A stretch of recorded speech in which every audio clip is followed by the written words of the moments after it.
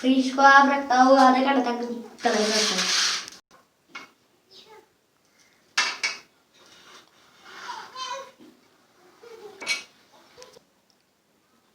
मैं आधे घंटे तक फिश को तलाई करता हूँ उसकी